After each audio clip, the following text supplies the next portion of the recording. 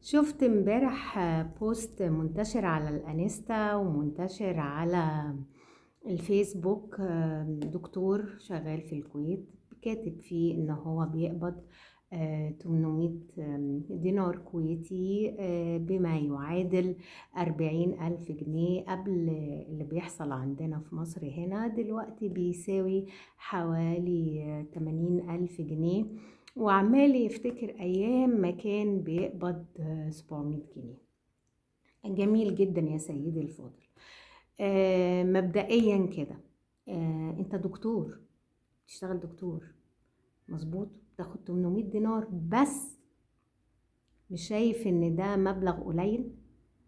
طبعا علشان حضرتك مقيم مش مواطن، فده المرتب اللي انت بتاخده which is يعتبر قليل جدا. انت عارف اكيد ان المبلغ ده ما هوش حاجة واو بالنسبة للحياة هناك والمعيشة هناك. حضرتك يا ترى بتاخد سكن بكام؟ بتدفع كهرباء ومية بكام؟ جايب عربية بكام؟ بنزينك بكام؟ which is البنزين هناك غالي جدا مش رخيص. تروح مستشفى تتعالج ولا بتروح لدكتور بكام؟ بتجيب أدوية بكام؟ بتشتري لبس، بتشتري أكل، بتشتري شرب بكام؟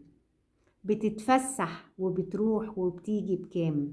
أعتقد إن أقل وجبة لو أنت حسبتها بالجنيه المصري ما تقلش عن 1000 جنيه في اليوم.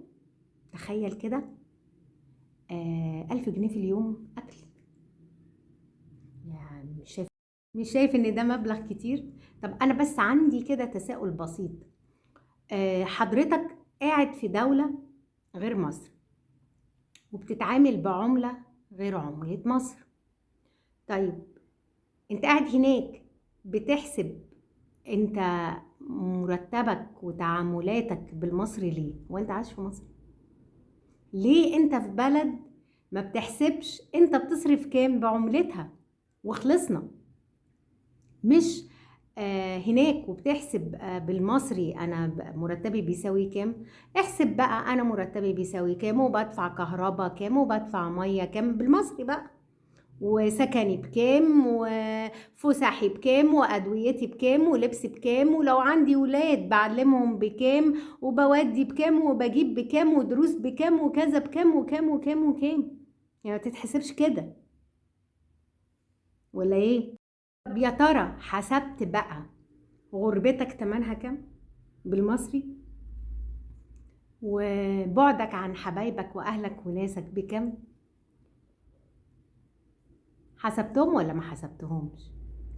بص، انا بكلمك من منطلق ان انا كنت عايشة في الكويت ومولودة ومتربية ودخلت جامعة كمان هناك، فعارفة العيشة هناك عاملة ازاي، وعارفة المرتبات هناك كام، وعارفة الدكاترة كام بياخدوا كام، وعارفة المقيمين مرتباتهم ايه والمواطنين مرتباتهم ايه.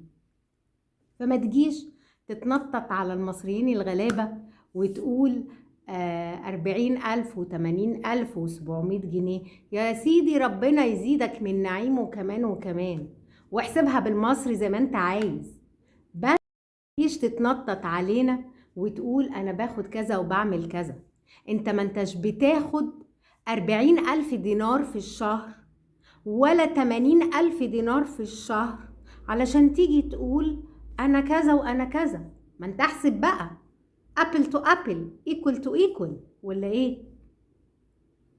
بطلوا استفزاز في الناس، وبطلوا ان انتوا تبينوا دايما الوحش ودايما المقرف. الناس مش ناقصة، الناس اللي فيها مكفيها.